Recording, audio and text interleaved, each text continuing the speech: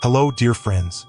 Welcome back to Lotus Light Teachings, where we explore timeless Buddhist wisdom for a more peaceful, fulfilled life. Today's topic is one that touches us all: aging, solitude, and the power of choosing yourself. Have you ever reached a moment in life where you looked around and wondered, after all I've given, what is left for me? You've spent years taking care of others, your family, your career, your relationships, always putting their needs above your own. But now, as life slows down, you find yourself at a crossroads.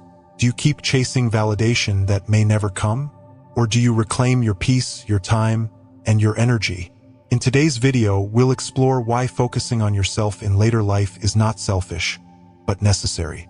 We'll uncover Buddhist teachings that reveal the hidden power of solitude, share real-life stories of transformation, and guide you on how to embrace this phase of life with wisdom, grace, and inner strength. So, stay with me until the end, because this might just be the message you've been needing to hear. Let's begin. Imagine this. One morning, you wake up and everything feels different. The house is quiet. The routine that once filled your days has faded. The phone doesn't ring as often. And in the stillness, a question lingers in your mind. Is this all that's left? For decades you gave. You poured your heart into others, believing that love, care, and sacrifice would come back to you in time. But life has its own rhythm. Children grow, people move on, priorities shift. And here you are, standing in the quiet, wondering if all those years of giving were ever truly seen, truly appreciated. This is the moment where many feel lost. Some fight against it, desperately trying to hold on to fading relationships. Others feel bitterness creeping in, whispering, "After all I've done, why am I alone?" But what if I told you that this chapter, this stillness, is not an ending but a beginning? Buddhism teaches us that suffering arises from attachment to expectations. We expect love to be returned, kindness to be acknowledged, and relationships to remain unchanged. But life is impermanent. Nothing stays the same forever. So instead of asking, "Why is no one here for me?" we can ask, "What if this is the time for me to be here for myself?" This is the shift. Aging is not about losing, it's about reclaiming. Reclaiming your energy, reclaiming your joy, reclaiming the peace that comes with letting go. And when you make that shift, something amazing happens. Instead of waiting for love, you become love. Instead of seeking validation, you find fulfillment within. Instead of fearing solitude, you embrace it as a source of wisdom and strength. So, how do we begin this transformation? Let's explore together. The silent expectation we all carry. Have you ever caught yourself thinking, "One day, they will see everything I've done for them. One day, they will appreciate it." It's a quiet thought, almost unconscious, but it lingers in the back of the mind. Whether it's a parent waiting for a call from their grown children, a friend hoping for the same level of care they give, or a spouse expecting love to be returned in equal measure, there's this deep-rooted belief that kindness will always come full circle. But life doesn't always work that way, does it? If we are honest with ourselves, we will admit there have been moments of disappointment. We pour so much of ourselves into others, believing that one day, the love, gratitude, and care will flow back to us. But as time passes, a painful realization emerges. The world does not operate on fairness. Buddhism teaches us about anicca, the nature of impermanence. Everything changes: people, relationships, priorities. We hold on to the idea that love is a transaction, but in truth, love, true love, is something far more delicate. Cannot be forced, cannot be demanded. Let me tell you a story. The Forgotten Father. John was a devoted father, a retired school teacher, and for most of his life, he had one belief: if I give my children everything, they will always be there for me. It made sense to him. He had spent years waking up early, working late, setting aside his own dreams to ensure his kids had a future. Every extra hour of tutoring, every weekend spent driving them to activities, every moment of exhaustion. He never hesitated because, in his heart, he thought, one day, they'll take care of me the way I took care of them. But time has a way of shifting things. His children grew up, started families, and got busy with their own lives. At first, they called often, visited on holidays. But as the years passed, the calls became shorter. The visits became less frequent. And then they stopped coming altogether. John never asked for much. Just a call, a visit, some sign that all his years of sacrifice had meant something. But the silence grew louder. One evening, he sat by his window, watching the world move on without him. The streetlights flickered, the neighborhood kids laughed outside, but his house, his once lively, laughter-filled home, was silent. And in that silence, a painful truth settled in his heart. Love, no matter how freely given, is not always returned. First, he was angry. He felt betrayed. How could they forget him? Did they not remember the sleepless nights, the sacrifices? But bitterness is a heavy thing to carry. Over time, he realized something profound. He had given because he loved, not because he was owed anything in return. The moment he let go of the expectation that his love must be repaid, something shifted within him. For the first time in years, he stopped waiting for the phone to ring. He picked up a book he had always wanted to read. He started gardening. He even made new friends in his community. And most importantly, he found peace in his own company, the freedom of letting go. John's story is not unique. It happens to parents, to friends, to lovers, to all of us at some point. We enter relationships with the silent expectation that if we love deeply, give freely, and care endlessly, the same will be done for us.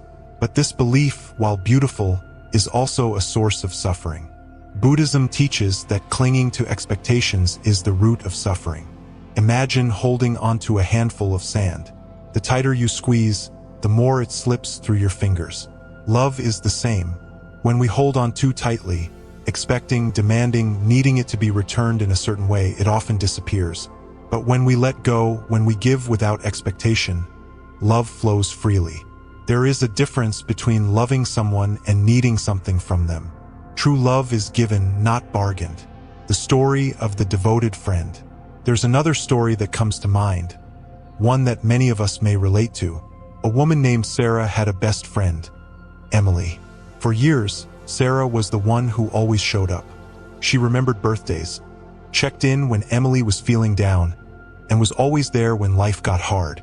But one day, Sarah realized something. Emily never called first. She never made an effort to ask how Sarah was doing. She only reached out when she needed something. At first, Sarah felt resentful. She thought, I would do anything for her. Why doesn't she do the same for me?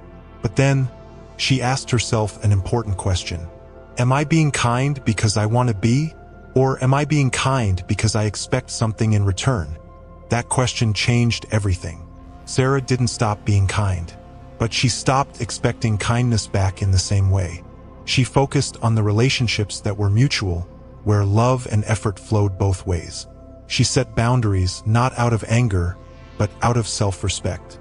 And in doing so, she found peace. How to apply this in your life? So, what does this mean for you? How do we navigate love, kindness, and relationships without falling into the trap of expectation? Here are 3 simple shifts in mindset that can transform the way you experience love.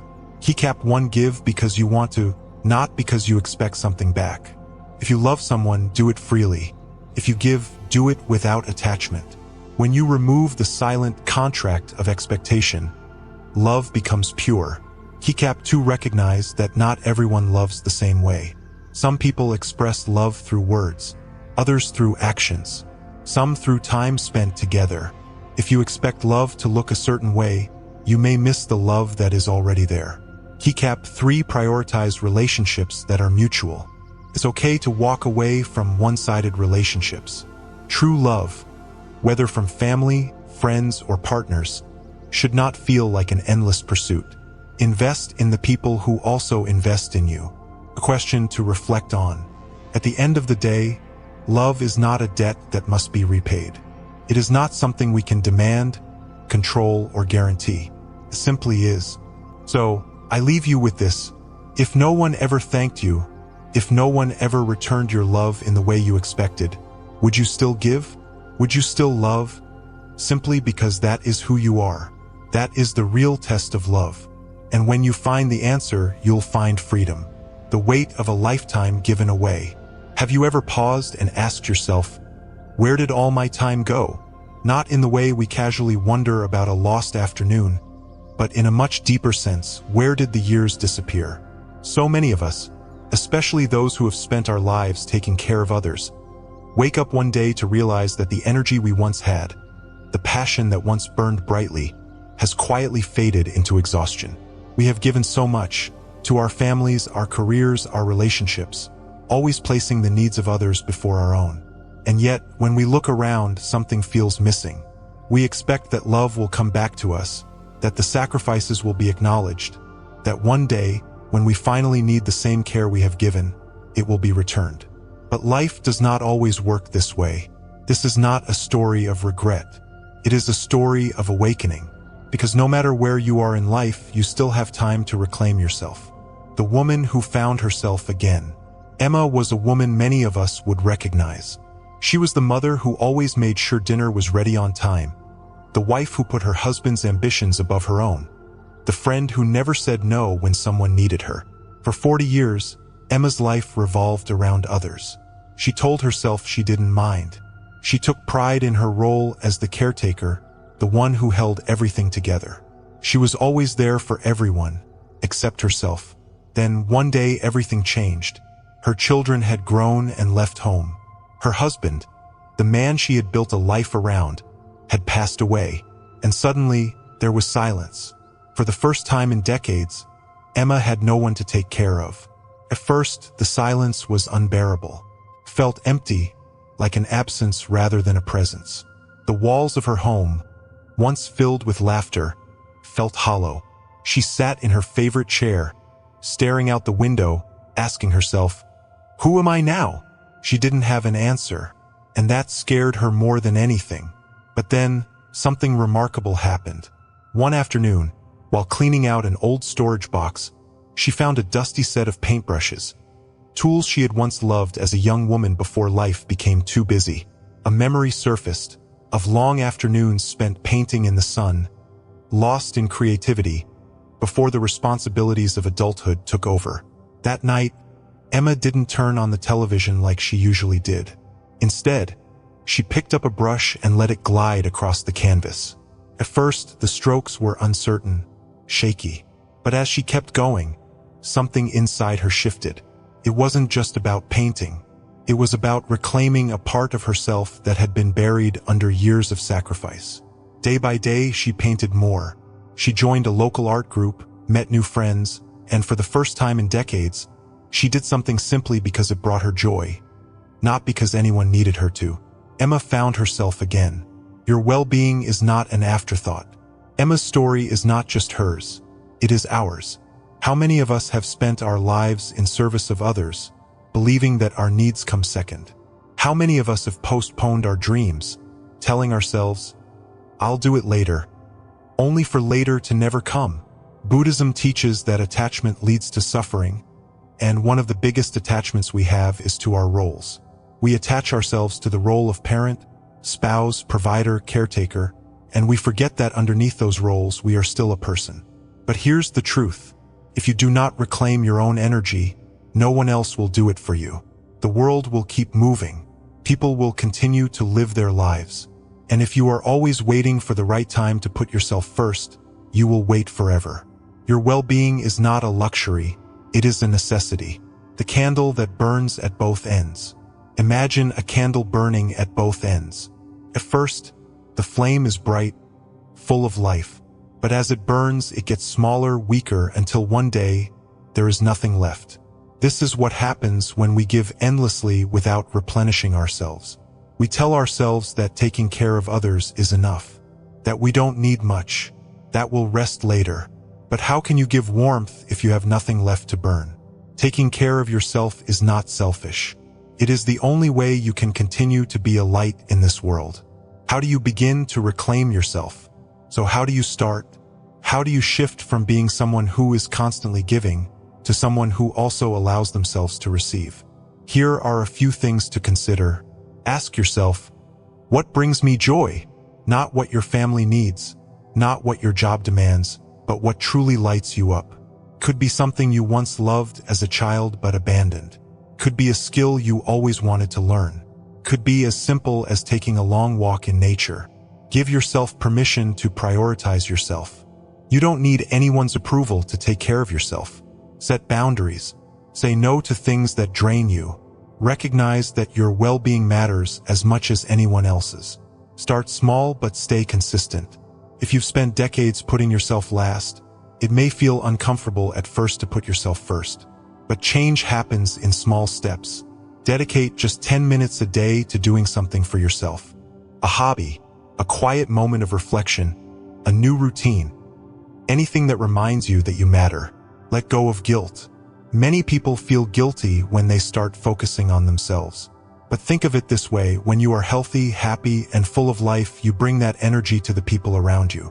You taking care of yourself is a gift to everyone who loves you. A question to reflect on. At the end of the day, we all have a choice. We can continue waiting for people to notice our sacrifices, waiting for life to slow down, waiting for the right moment to finally put ourselves first. Or we can decide right now that we are worthy of our own time, our own love, and our own care. So I ask you, what is one thing, just one thing, you can do for yourself today? Not for your family, not for your job, not because someone needs you to, but simply because you deserve it. Find that one thing, and do it. The power of silence. Speak less, observe more. The noise that never stops. Have you ever sat in a crowded place and just listened? Not to respond, not to judge, just to observe the noise around you. The hum of conversation, the clinking of glasses, the occasional bursts of laughter, the sound of people filling the air with words. Now, think about your own life. How often do you feel the need to explain yourself, to defend your choices, to make sure others understand your perspective? How many times have you walked away from a conversation feeling exhausted? Not because it was meaningful, but because it was a battle of words, a back and forth where no one truly listened. We live in a world that values loudness. The more you speak, the more you are seen. The faster you respond, the smarter you appear. But there comes a time in life when you realize not every battle is worth fighting, and not every opinion needs to be voiced. The strength in silence. There is an old Buddhist teaching called right speech. It is simple but profound. Only speak when your words are necessary, truthful, and kind. Imagine if we truly followed this. How many arguments would dissolve before they even began? How much peace would we create simply by choosing when to speak and when to remain silent? Silence is often misunderstood. People think that being silent means you have nothing to say, or worse, that you are weak. But in reality, silence is a sign of deep inner strength. It means you have mastered the impulse to react. It means you no longer need to prove yourself with words. Let me share a story with you. The monk who said nothing. There was once an old monk, a man known for his wisdom and patience. He had spent decades studying Buddhist teachings, meditating in the mountains, and guiding others in their spiritual journeys. One day, a young, arrogant student came to him. "Master," the student said, "I have read all the great texts. I have debated with scholars. I can prove that your teachings are outdated and meaningless." The monk smiled but said nothing. Encouraged by the lack of response, the student continued. He debated with himself, argued against imaginary points, and presented counterarguments to words that were never spoken. He grew more passionate, more aggressive. Still, the monk remained silent. Finally, after exhausting himself, the student fell quiet. The monk simply bowed his head slightly and said, "Thank you for sharing your thoughts." Then he walked away. The student was stunned. He had expected a battle, a counterargument, some validation that his words had weight. But instead, he was left with his own noise. It took years for him to understand the lesson. Not every battle is worth fighting. Some arguments win themselves through silence. The freedom of not reacting. How often do we find ourselves in pointless arguments, trying to prove something to people who are not even listening? We argue with family members over beliefs they will never change. We try to correct people on the internet, knowing they won't accept a different perspective. We get defensive when someone criticizes us, even when their opinion doesn't matter. But here's the truth. Silence is not defeat. Silence is wisdom. There is an immense power in choosing not to react, in choosing to observe rather than respond, in understanding that your peace is more valuable than proving a point. The story of a great leader who chose silence. In his later years, Warren Buffett, one of the world's greatest investors, was asked why he doesn't react to criticism. His answer? You can't let other people set your agenda. People will always have opinions. They will always criticize, always judge, always try to push you into battles that don't serve you. The most successful people in the world understand this. You don't have to attend every argument you're invited to. Think about that for a moment. How many times have you been pulled into conversations that drained your energy? How many times have you wasted hours defending yourself to people who had already made up their minds? What if, instead, you simply chose silence? When should you speak? When should you stay silent? Of course, silence is not always the answer.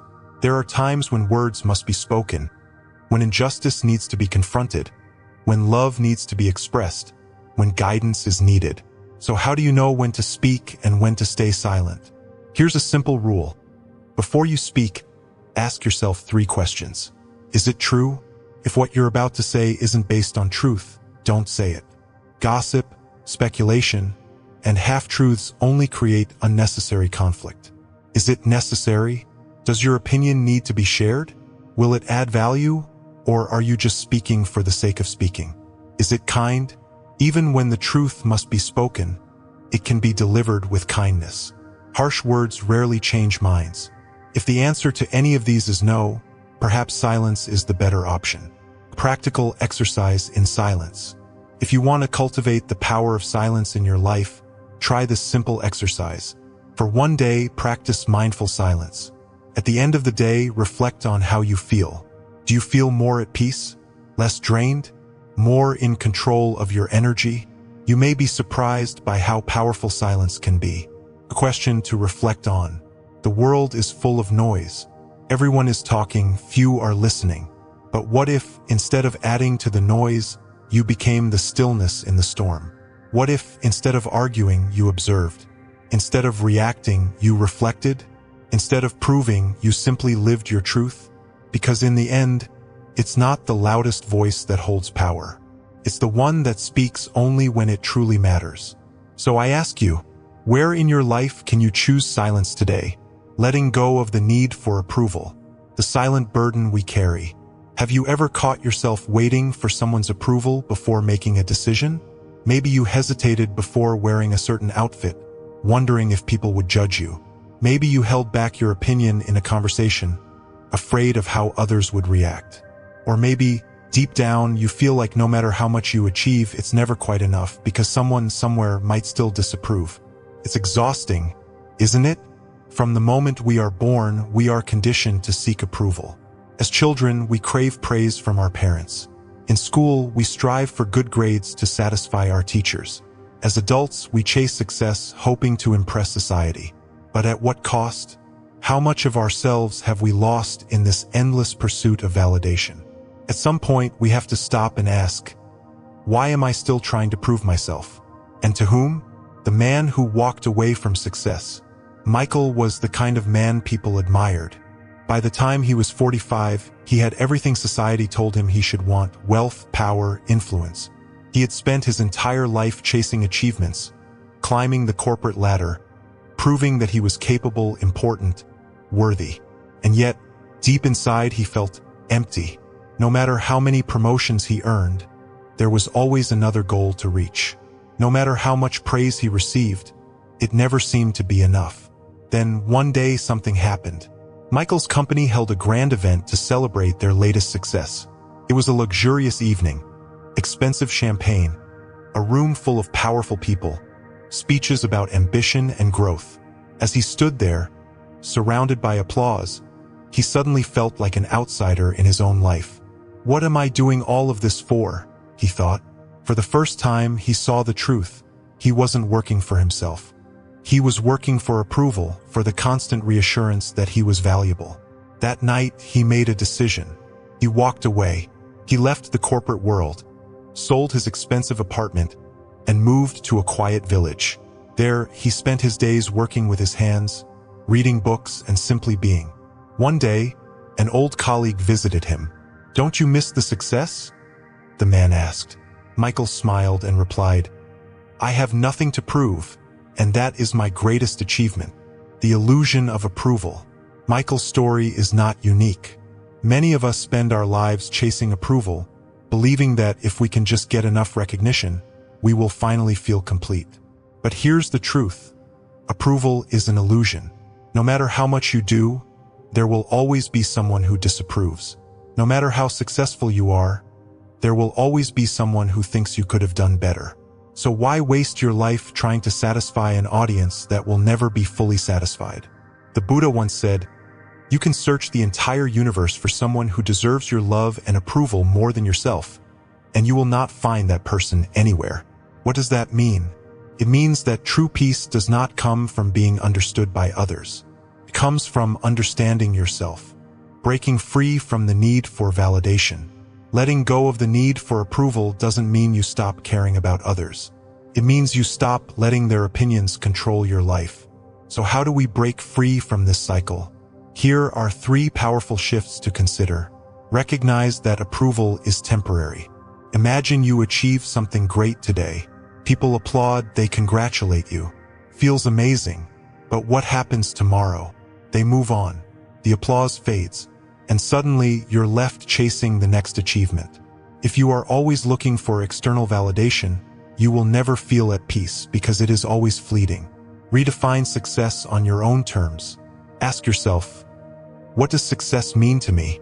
If no one could see your achievements, if there were no applause, no social media, no recognition, what would you still want to do?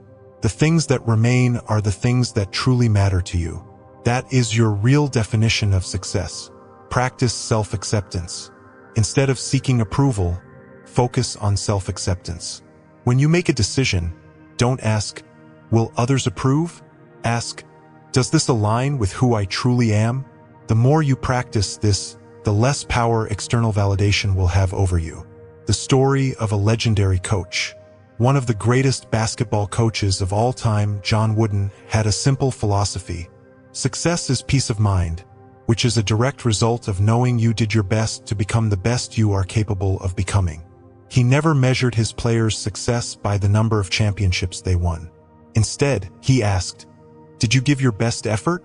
Did you grow as a person?" His greatest pride was not in the trophies, but in knowing he had shaped young men into better human beings, because that was his definition of success. Imagine if we all lived this way. What if, instead of chasing approval, we simply focused on being the best version of ourselves? A simple practice to free yourself. If you struggle with seeking approval, try this small but powerful practice. If no one else knew about this choice, would I still make it? If the answer is yes, then that is your truth. If the answer is no, ask yourself, am I doing this for me or for approval? Do this enough times and you'll start noticing a shift. You'll begin to trust yourself more. You'll stop chasing validation. And most importantly, you'll finally feel free. A question to reflect on. At the end of your life, what will matter more? The opinions of people who came and went, or the fact that you lived true to yourself? The answer is yours to decide. As we reach the end of our journey today, let me leave you with this thought. You do not owe the world an explanation for choosing peace. You do not need permission to prioritize yourself. You are not here to endlessly give until there's nothing left. Life has given you this season for a reason, not to be forgotten, not to be ignored, but to finally embrace yourself fully. Heavy checkmark love without expecting. Heavy checkmark reclaim your energy. It belongs to you. Heavy checkmark speak less, listen more.